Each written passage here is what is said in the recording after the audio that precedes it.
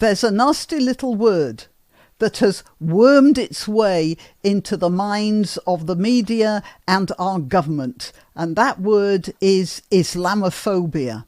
And of course, once the word has been invented, there isn't a politician in the world that doesn't want to mess with it. And the Labour Party was going to do a lot of messing with that word.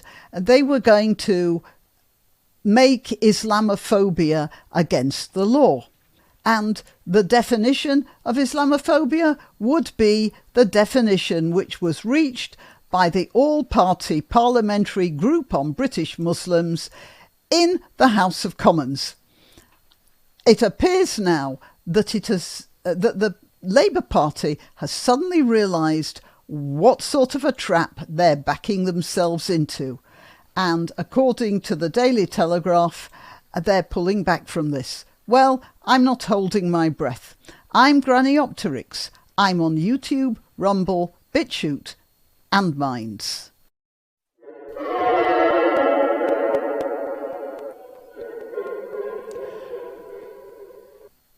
All right, so any of you who don't know what an all-party parliamentary group is, they are representatives of all the political parties, anyone who's interested in a particular subject. They get together in a committee and then they write papers on the conclusions they've reached. In this particular all-party parliamentary group, they've come up with a definition of Islamophobia. And this is what they say. Islamophobia is rooted in racism and is a type of racism that targets expressions of Muslimness or perceived Muslimness. Now, you have to wonder about the intelligence of the people who are making our laws when you see that they have conflated Muslim with racism. Because you see, Islamophobia, a made-up word using the word phobia, which is an irrational fear, and there's absolutely nothing irrational about being worried about Islam. So in itself, it's an oxymoron. But then they take this Islamophobia and say it's racist, even though we're talking about a religion. Let's see, what would that be like? That would be like saying that anyone who doesn't like Catholics is being racist towards Italians. That doesn't make a lot of sense, and frankly, neither does this. Now, this is the list, and it's quite an extensive document, really. There's an awful lot in here, calling for aiding, instigating, or justifying the killing or harming of Muslims in the name of racist, fascist ideology. Well, they don't need that. Calling for killing of any British citizen should be a law. There's nothing to do with fascist or racist, so that's redundant in itself. But I might point out that Muslims themselves call for the killing or harming of Muslims who happen to belong to other sects with which they have a disagreement.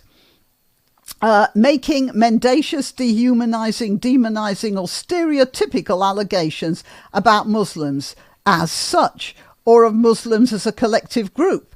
So, such as, especially but not exclusively, conspiracies about Muslim entryism into politics, government or other societal institutions. Well, so that would mean that if I expressed my concern about Lord Ali being far too close to government, even though he is himself not a member of government, then that might, if Labour adopted this particular set of definitions, then I'd be breaking the law. I'd also be breaking the law talking about Muslim entryism if I happened to, say that this looks a lot like entryism to me. We will not be silent. We will raise the voice of Gaza. We will raise the voice of Palestine. Allahu Akbar. After all, that man was a Green candidate. He was running for the Green Party, and the Green Party is supposed to talk about green issues in the UK, not Gaza. Then accusing Muslims as a group of being responsible for real or imagined wrongdoing. Just look at this. Being responsible for real or imagined wrongdoing. So I might accuse Muslims of some sort of imaginary crime, but of any real crime as well. Just look how sloppy this thing is. Accusing Muslims as a group or Muslim majority states of inventing or exaggerating Islamophobia, ethnic cleansing or genocide. Perpetrated. Oh, right.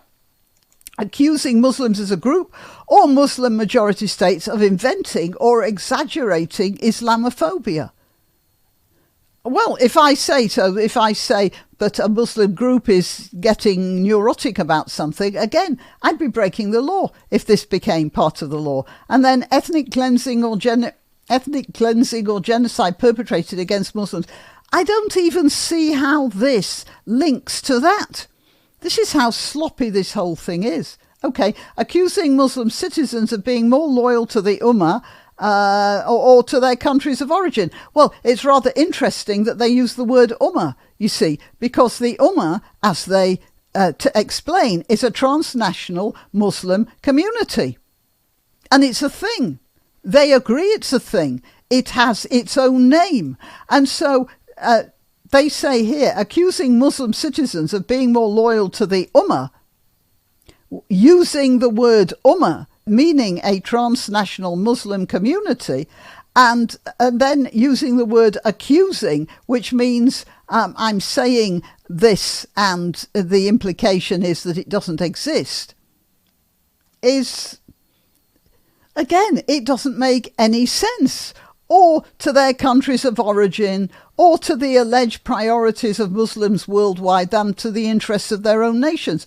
Well, apart from anything else, let's just have another look at this councillor from Hare Hills. We will not be silent. We will raise the voice of Gaza. We will raise the voice of Palestine. Allahu Akbar. Now, I know I'm fairly old and probably my hearing isn't as sharp as it was back in the day, but I didn't hear the word Hare Hills, council, rubbish collection, street safety, pavement potholes. I didn't hear any of those words in that. I just heard Gaza and Palestine. Well, you tell me what I should think in that situation. Denying Muslim populations the right to self-determination. And that isn't, we're not talking here about the right to self-determination in the UK, probably, at least for the time being. But here they're saying by claiming that the existence of an independent Palestine or Kashmir is a terrorist endeavour. So if I say that what's going on in Palestine, in Gaza right now, or in Kashmir right now, if I say that's terrorism, then again, I'd be breaking the law if all of these recommendations were taken up. And the fact is that the Labour Party were showing every intention of doing that. And even though the Telegraph says they're backing down, the question then remains, how far are they backing down? Okay, applying double standards by requiring of Muslims behaviours that are not expected or demanded of any other group in society. And then they say, e.g., loyalty tests. Well, I have never demanded a loyalty test of Muslims. Mostly, I wouldn't need to. For instance, that guy in Hare Hills, I don't need a loyalty test for me to know exactly where his sympathies lie, frankly. And if I said that when this law was adopted, that would be against the law. Using the symbols and images associated with classic Islamophobia, whatever, they make it sound like there's a sort of classic thing here, e.g. Muhammad being a paedophile. So I looked for it, but I couldn't find it. There was a short clip in which a man was standing at a pavement somewhere, I don't even know where, and he was shouting that Muhammad married a 6-year-old girl and consummated that marriage when she was 9 years old. All the Muslims around tried to beat him up. I don't know why. They're supposed to be proud of everything that Muhammad did. But he was saying no more than the truth. But the police grabbed him and hauled him off because you can't offend the Muslims. Claims of Muslims spreading Islam by the sword. Well,